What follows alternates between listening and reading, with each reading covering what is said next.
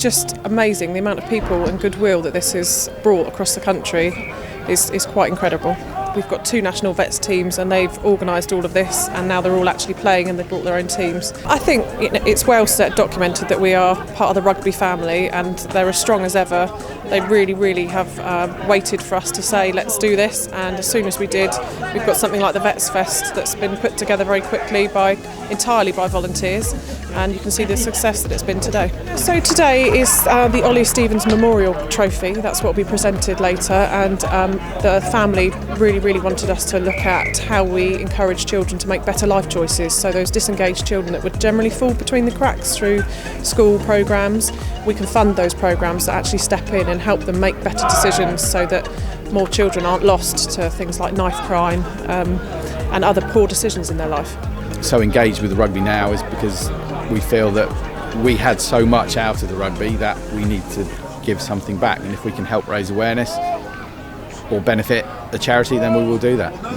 There's a lot of children out there that have suffered through COVID. They need support. They need more support than we give them credit for. So for it to go back into communities helping children is a big thing for us. I've been involved with Wooden Spoon for quite a long time actually. I've been honorary chairman of the London chapter, and I am now heavily involved with the Scottish Spoon now that I'm back up in Edinburgh. It's obviously an amazing charity, heavy ties with the rugby community, and being a father myself, it's something close to my heart. So yeah, I didn't think I'd be playing rugby anymore after I retired a couple of years ago, but when I was asked to bring a Scottish team up here for a cause like this, it was an easy choice. Thought it'd be a great way after lockdown to bring different players together from around the regions and have each region do some fundraising, but also tie that into a game of rugby.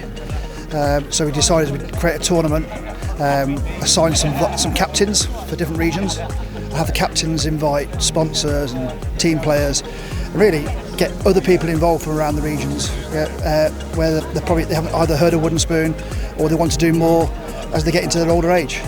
It doesn't matter how old you are, when you get on that pitch you just try your best. It's like the old competitiveness comes back in you, but you certainly feel it a lot more these days.